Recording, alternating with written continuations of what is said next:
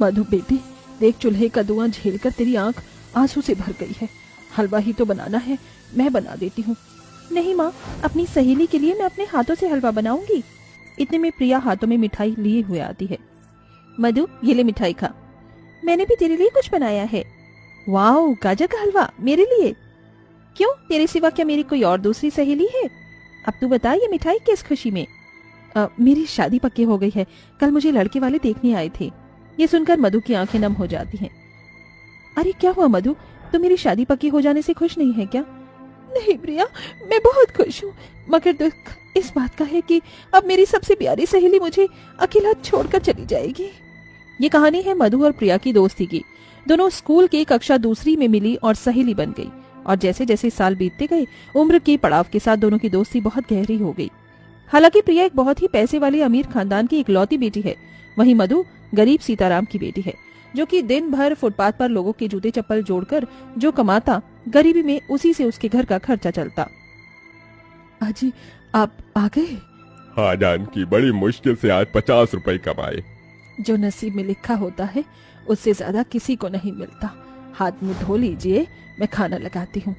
जानकी सीताराम को खाना परोसती है। सुनो जी, मधु की सहेली की शादी पक्की हो गई, अब हमें भी अपनी मधु के हाथ पीले कर देने चाहिए। जानकी, कौन सा बाप नहीं चाहता कि उसके घर में ब्याह का मंडप सजे, मगर आजकल बिना दहेज के अच्छे रिश्ते मिलते ही कहाँ है। जहाँ भी भगवान ने हमारी मधु की शादी का संजोग लिखा होगा, बन जाएगा। प्रिया के पिता शादी के लिए महंगे वेडिंग प्लानर को बुलाते हैं। प्रिया बेटी, ये वेडिंग प्लानर है, तुम्हें जिस टाइप का थीम रखना है इनसे डिस्कस कर लेना। Okay daddy. मैम, आपकी शादी का वेडिंग लोकेशन कुछ ऐसा रहेगा और शादी का मंडप कुछ ऐसा बनेगा। इट्स अमेजिंग, मुझे अपनी शादी में ऐसा ही मंडप चाहिए, बट मेक श्योर उसमें गुलाब और आर्केड होने चाहिए। अगले दिन प्रिया की शादी की हल्दी और मेहंदी लगना शुरू हो जाती है। मधु एक पुराना सा सूट पहने आती है, जहाँ प्रिया सोफे पर महंगा सा लहंगा पहने बैठी है। मधु, तू अब आई है? मैं कब से तेरा इंतजार कर रही थी। मैंने सोचा था मेरी शादी की पहली हल्दी और मेहंदी तू मुझे लगाएगी। मैं तुझसे नाराज हूँ। अच्छा माफ कर दी, वैसे गुस्से में तू ज्यादा सुंदर लगती है। मधु अपनी अमीर सहेली को हल्दी लगाती है, तभी उसकी आंखों से खुशी के आंसू छलक जाते हैं। अब शादी का दिन भी आ जाता है। माँ, आज प्रिया की शादी है, मैं क्या पहनकर जाऊं? मधु बेटी, तू मेरी शादी वाली बनारसी साड़ी पहन ले, उसके सिवा कुछ भी नहीं।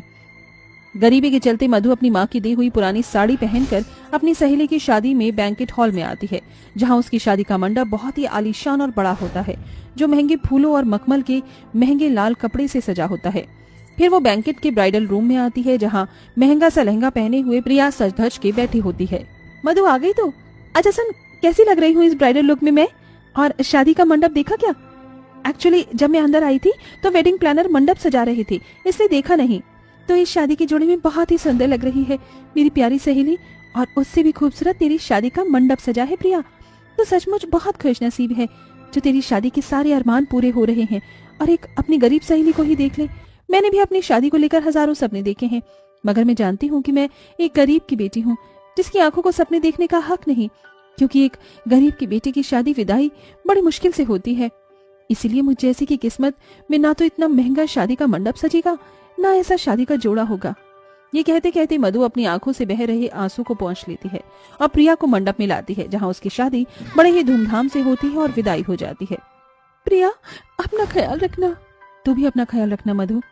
शादी के अगले दिन प्रिया पगफेरों के लिए मायके आती है। मम्मी, डैडी, देखिए मैं आ गई। माँ, मैं मधु से मिलकर आती हूँ।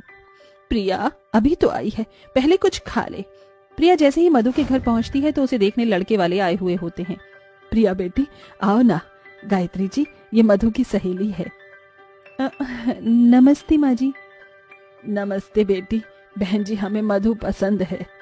लड़के वालों के जाते ही प्रिया मधु को गले लगाती है और उसे छेड़ती है। बधाई हो मेरी प्यारी सहेली, तेरी भी शादी पक्की हो गई। अब तो मन में बड़े बड़े लड्डू फूट रहे होंगे। प्रिया तू भी ना। पगफेरे के बाद प्रिया ससुराल चली जाती है। वहीं शादी का दिन भी पास आ जाता है, पर गरीबी के चलते मधु को आंगन में सादगी से हल्दी लग रही होती है।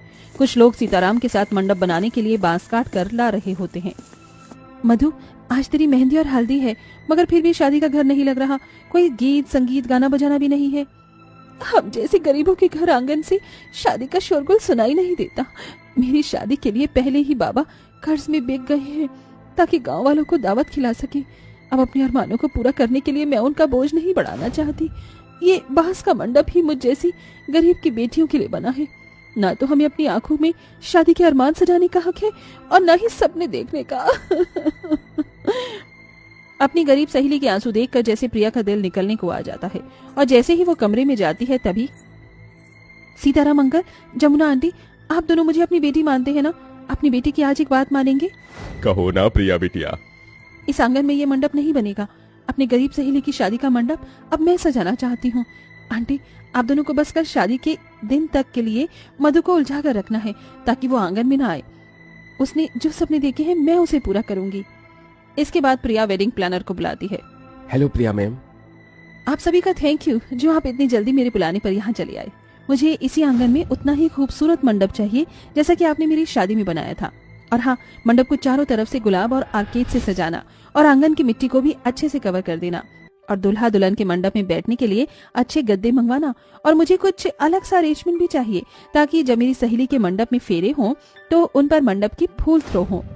प्रिया मैम, आप अपनी सहेली की शादी के लिए जैसा मंडप चाहती हैं वैसा बन जाएगा, मगर इसमें बहुत खर्चा लगेगा। जितना भी खर्चा लगेगा मैं दूंगी, आप बस वैसा ही मंडप बनाइए। सारे वेडिंग प्लानर रात भर जाग जाग कर जैसे जैसे प्रिया बताती है बिल्कुल वैसा ही सुंदर सा बहुत महंगा शादी का मंडप बनाते हैं।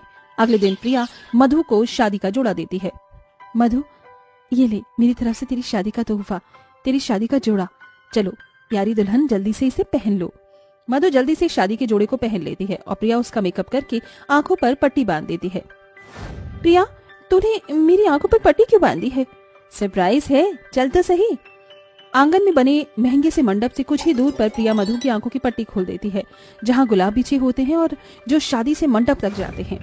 अपनी शादी का इतना सुंदर मंडप देखकर मधु की आंखें भर आती हैं। देखो मेरी प्यारी दुल्हन रानी, बारात से लेकर शादी का मंडप तुम्हारा इंतजार कर रहा है। प्रिया, मैंने कभी सपने में भी नहीं सोचा था कि मेरी शादी ऐसे मंडप में होगी। मैं जानती हूँ ये सब तूने किया है ना? हाँ, क्योंकि मैं अपनी प्यारी सहेली की आंखों में उसकी शादी के दिन एक भी गम के आंसू नहीं देखना चाहती। इसीलिए उसकी खुशियों के लिए इतना तो मैं कर ही सकती हूँ। मैं बहुत खुशनसीब हूँ जो मेरे पास तो जैसी सहेली है जो बिना कहे मेरे दर्द को, मेरी मुस्कान के पीछे की उदासी को पहचान जाती है। शायद इसी को दोस्ती कहते हैं, सच्ची वाली दोस्ती, वो दोस्ती जो मेरी गरीबी नहीं देखती। Thank you so much Priya. दोस्ती का एक उसूल है मैडम, इसमें no sorry no thank you. अब चले, सब इंतजार कर रहे हैं। प्रिया मधु को शादी के मंडप में ले आती है जहां बड़े ही धूमधाम से एक गरीब की बेटी की शादी अमीर महंगे मंडप में होती है। देखकर शादी में आए लोग देखते ही रह जाते हैं।